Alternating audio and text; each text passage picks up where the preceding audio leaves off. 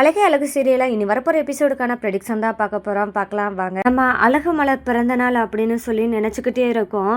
அதுல நல்லது தான் நடக்கணும் அப்படின்னு சொல்லி பார்த்தா இப்போ அழகு மலருக்கு ஆப்போசிட்டா ஒரு விஷயம் நடக்க போகுது. இதுதான் சாக்குன்னு சொல்லிட்டு ராஜலட்சுமியும் கோவப்பட்டு அழகு மலரை திட்ட ஆரம்பிக்க போகிறாங்க. அது மட்டும் இல்லாமல் ரொம்பவே வல்கராக பேச போகிறாங்க. என்னன்னு பார்த்தா, நல்லா பிறந்த நாள் கொண்டாடின நீ எப்போ அவனோட பிறந்த நாளுன்னு சொல்லிட்டு நீ பைக்கில் ஏறி போனையோ அப்படின்னு சொல்லிட்டு வார்த்தையை விட போகிறாங்க. அழகு மலர் பிறந்த நாள் அதுமா எந்த அளவுக்கு கஷ்டப்பட போகிறாங்க. இனி வரப்போகிற எபிசோடு இந்த மாதிரி தாங்க சுவாரஸ்யமாக இருக்குது. அது மட்டும் இல்லாமல் என்னென்ன பிரச்சனைகள்லாம் அழகு மலர் சமாளிக்க போகிறாங்க. அழகு மலருக்காக கூட நிற்க போகிறது நம்ம அழகுமதி தான். எப்போவும் அழகுமதி எப்படி ஃபேஸ் பண்ண போகிறாங்க அப்படின்றதாங்க இனி வர எபிசோடில் அடுத்தடுத்த ட்விஸ்ட்டாக இருக்க போகுது. நம்ம அழகு மலருக்கோ இப்போ பிறந்தநாள் செலிப்ரேஷனில் நல்லபடியாக கொண்டாடணும் அப்படின்னு சொல்லிட்டு நம்ம பாக்யராஜ் நினச்சிக்கிட்டு இருக்காரு. அதுக்கு என்ன பண்ணலாம், என்னென்ன சர்ப்ரைஸ் மலருக்கு கொடுக்கலாம் அப்படின்னு யோசிச்சுக்கிட்டு இருக்காரு. அதுக்கு ஒவ்வொன்றா பிளான் பண்ணுறாரு நம்ம பாக்யராஜ். இந்த மாதிரி தருணத்தில் தான் என்ன பண்ணுறாங்கன்னா, அழகுமதியும் அழகு மலர்கிட்ட பர்த்டே விசேஷம் பண்ணுறாங்க. தேங்க்யூ அழகுமதி அப்படின்னு சொல்லிட்டு நம்ம மலரும் சொல்கிறாங்க.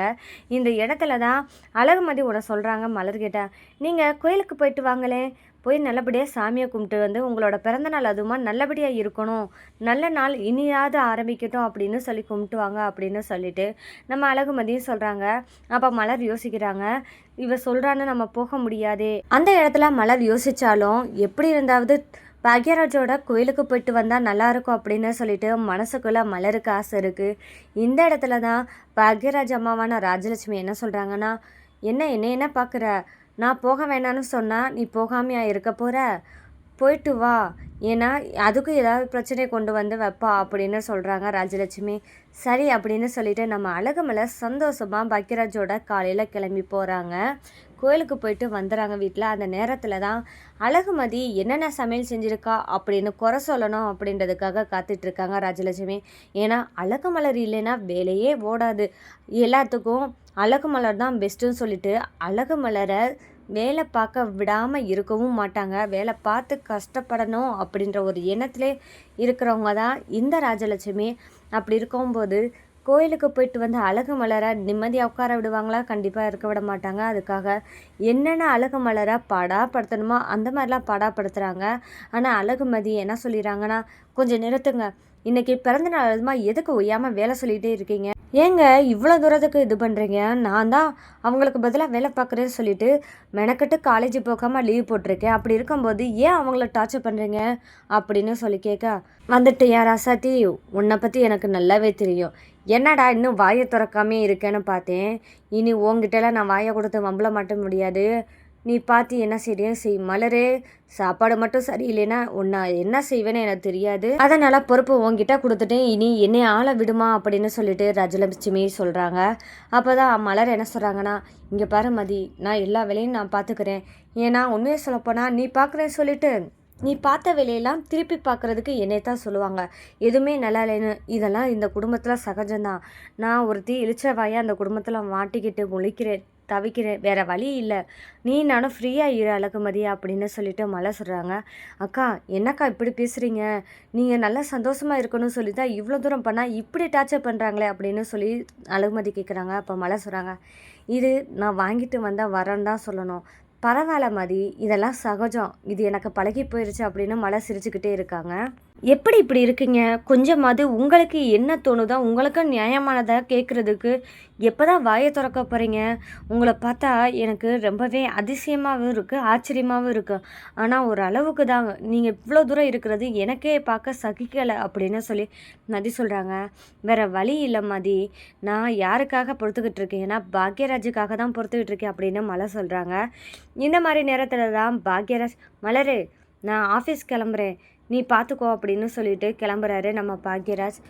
பாக்யராஜும் ரொம்பவே சந்தோஷமாக மலர்கிட்ட, மலரே இதோட முடிஞ்சிடாது மட்டும் நினைக்காத, இன்றைக்கி பிறந்தநாள் சர்ப்ரைஸ் நிறையா இருக்குது, அதனால் கொஞ்சம் வெயிட் பண்ணு, நான் ஆஃபீஸ் போயிட்டு வரேன் மலரே அப்படின்னு சொல்லி கிளம்பி போகிற பாக்யராஜுக்கு தான் ஒரு அதிர்ச்சியான சம்பவம் நடக்க போகுது. அது என்னென்னு பார்த்தா, தான் வாங்கின கடனுக்கு அந்த அமௌண்ட்டை அடைக்க முடியாமல் இப்போ வட்டிக்காரங்க கேட்டு ஆஃபீஸ்க்கே வந்துடுறாங்க. நீ என்ன பணத்தை கொடுக்காம ஏமாற்றிட்டு இருக்கியா அப்படின்னு சொல்லி கேட்குறாங்க பாக்யராஜுக்கிட்ட.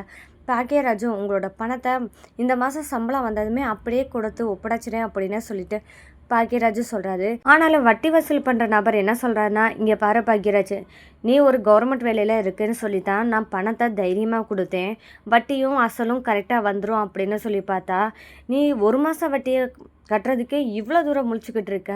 இப்படியெல்லாம் உன்னை மாதிரி இருந்தால் நான் என்ன பண்ணுறது? நான் எத்தனை பேரை சமாளிப்பேன்? அப்படி இருக்கும்போது உன்னை பாவம் பார்த்தெல்லாம் என்னால் விட முடியாது அப்படின்னு சொல்லிட்டு வட்டி வசூல் பண்ணுறவர் என்ன சொல்கிறாருன்னா, இனி உன்னை பாவம் பார்க்குறதுக்கு பதிலாக அதுக்கு ஒன்று பண்ணலான்னு நினைக்கிறேன் பாக்கிய, உன்னோட பைக்கை எடுத்துகிட்டு போகிறேன் அப்படின்னு சொல்லி அந்த வட்டி வசூல் பண்ணுறவங்க பாக்யராஜோட பைக்கை எடுத்துகிட்டு போயிடுறாங்க. பாவம் நம்ம பாக்யராஜ் எவ்வளவோ கெஞ்சி பார்க்குறாரு. ஆனால் இங்கே பாரு பாக்யராஜ், உனக்கு இதுதான் முதலும் கடைசியும். எனக்கு வர வேண்டிய காசை கொடுத்துட்டு அடுத்ததாக பைக் எடுத்துகிட்டு போ அப்படின்னு சொல்லிட்டு கட்டன் ரேட்டாக பேசி பாக்யராஜ் கிட்ட இருந்து பைக்கை வாங்கிட்டு கிளம்பிடுறாரு. இந்த இடத்துல பாக்யராஜால் எதுவுமே பண்ண முடியல. அங்கே நம்ம எதுனாலும் பேசணும்னா கண்டிப்பாக பிரச்சனையாகும், நம்ம வேலை பார்க்குற இடத்துல நமக்கு அசிங்கமாக போயிடும் அப்படின்னு பாக்யராஜ் யோசிச்சுக்கிட்டு நிற்கிறாரு. இந்த மாதிரி தருணத்தில் தான் ஆஃபீஸ் ஒர்க்கும் முடிஞ்சிருது. இப்போ எப்படி வீட்டுக்கு போகிறது? பைக் இல்லாமல் போனால் என்ன மலர்கிட்ட நம்ம சொல்லணும், அப்பா அம்மாவிட்ட என்ன பதில் சொல்ல போகிறோம் அப்படின்னு யோசிச்சுக்கிட்டே இருக்காரு பாக்யராஜ். இருந்தும் வீட்டுக்கு போய்த்தானே ஆகணும் அப்படின்ற ஒரு நிலைமைக்கு வராரு பாக்யராஜ். அந்த மாதிரி நேரத்தில் தான் மலர் ஃபோன் பண்ணுறாங்க பாக்யராஜ். என்னங்க, என்ன பாக்யராஜ் இன்னும் வராமல் இருக்கீங்க அப்படின்னு மலர் கேட்குறாங்க. அதுக்கு தான் பாக்யராஜ் என்ன சொல்ற, இந்த வந்துகிட்டு இருக்கேம்மா அப்படின்னு சொல்கிறாங்க. பாக்யராஜ் வரேன்னு சொல்லவுமே நம்ம அழகுமலருக்கு இன்னும் எதிர்பார்ப்புகள் அதிகமாகிருச்சு. அப்படி என்ன ஏதாவது பாக்யராஜ் சர்ப்ரைஸாக வச்சுருப்பாரோ, அப்படி என்ன சர்ப்ரைஸாக இருக்கும் அப்படின்னு சொல்லிட்டு எதிர்பார்த்து காத்துட்ருக்காங்க நம்ம அழகுமலர். இந்த இடத்துல தான் அழகுமலரோட மாமியாரான ராஜலட்சுமி என்ன பண்ணுறாங்கன்னா, என்னடி அழகுமலரு, இன்னும் பாக்யராஜ் வர வேண்டிய நேரமும் ஆயிடுச்சு, அதுக்கு மேலேயே ஆகுது, இன்னும் பாக்யராஜ் வரலையே அப்படின்னு சொல்லி மலர்கிட்ட ராஜலட்சுமி கேட்குறாங்க. அப்போ தான் அழகுமலர் சொல்கிறாங்க, இல்லத்த அந்த மாதிரி எதுவும் இல்லை, இப்போ வந்துட்டுருக்கேன்னு சொன்னார் அப்படின்னு சொல்லி. ஏண்டி பேங்க்கில் எவ்வளோ நேரம் தான் வச்சுருப்பாங்க, இது நாள் வரைக்கும் இப்படியெல்லாம் லேட்டானது கொஞ்சம் கூட நீ என்ன கொஞ்சம் கூட நினைக்காம இருக்க அப்படின்னு சொல்லி கேட்க, இல்லத்த இப்போ வந்துட்டுருக்கேன்னு சொன்னார் அப்படின்னு சொல்லிட்டு அழகுமலர் சொல்கிறாங்க. ஆனால் நம்ம பாக்யராஜ் பைக் இல்லாமல் போனால் நம்ம வீட்டில் என்ன சொல்லணுமே அப்படின்னு சொல்லிட்டு வருத்தப்பட்டு ரோட்லேயே உட்காந்துருக்காரு. அழகுமலரும் என்ன மணி 10 இன்னும் பாக்யராஜ் வரல அப்படின்னு சொல்லிட்டு பதட்டமாகறாங்க. பாக்யராஜுக்கு ஃபோன் பண்ணி பார்த்தா ஃபோனும் சுவிட்ச் ஆஃப் இருக்கே அப்படின்னு சொல்லிட்டு பதட்டமாகறாங்க நம்ம அழகுமலர். இந்த மாதிரி தருணத்தில் தான் சுரேஷ் வீட்டுக்குள்ளே என்ட்ரி கொடுக்குறாரு. சுரேஷ் அழகுமலரை பார்த்ததுமே பிறந்தநாள் வாழ்த்துக்கள் அண்ணே அப்படின்னு சொல்லிட்டு சுரேஷ் வந்து பர்த்டே விஷஸ் பண்ணுறாங்க. அழகுமலரும் தேங்க்யூ சுரேஷ் அப்படின்னு சொல்லிட்டு முகத்தை வாட்டமாக வச்சுக்கிட்டு தேங்க்ஸ் சொல்கிறாங்க. சுரேஷ் கேட்டால் அப்போ சுரேஷ், என்ன நீ முகம் வாட்டமாக இருக்குது, பிறந்த நாள் அதுமா சந்தோஷமாக இருப்பீங்கன்னு பார்த்தா என்ன ஒரு மாதிரியாக இருக்கீங்க, என்னாச்சு அப்படின்னு நம்ம சுரேஷ் கேட்குறாங்க. அப்போ தான் அழகுமலர், இல்லை சுரேஷ், உங்கள் அண்ணன் ஆஃபீஸ்க்குன்னு வேலைக்கு போனார், ஆனால் வீடு வந்து இன்னும் சேரலை, எப்பவும் இப்படி இருந்தது கிடையாதே சுரேஷ், அதான் எனக்கு பயமாக இருக்குது அப்படின்னு சொல்லிட்டு மலர் சொல்கிறாங்க. இருங்க அண்ணே, நான் ஃபோன் பண்ணி பார்க்குறேன் அண்ணனுக்கு அப்படின்னு சொல்லிட்டு சுரேஷ் ஃபோன் பண்ண கையில் எடுக்கும்போது, இல்லை சுரேஷ், நான் நிறைய தடவை ஃபோன் பண்ணி பார்த்துட்டேன், உங்கள் அண்ணன் நம்பர் சுவிட்ச் ஆஃப்லேயே இருக்குது, என்னாச்சோன்னு பயமாக இருக்குது சுரேஷ் அப்படின்னு சொல்லி அழகுமலர் சொல்கிறாங்க. அப்போ தான் சுரேஷ், என்னண்ணே இப்படி சொல்கிறீங்க, முதலே சொல்லியிருக்கலாமே அப்படின்னு சொல்லி, நான் அப்போயே வரும்போதே பார்த்துட்டு வந்திருப்பேனே அண்ணனா அப்படின்னு சொல்கிறாங்க. சரி பரவாயில்ல, இப்போ அண்ணன் எங்கே இருக்காங்க நான் பார்த்துட்டு வரேன் அப்படின்னு சொல்லிட்டு நீங்கள் கவலைப்படாமல் இருங்க அண்ணி, உள்ளே போங்க நான் பார்த்துக்கிறேன் அப்படின்னு சுரேஷ் சொல்கிறாரு.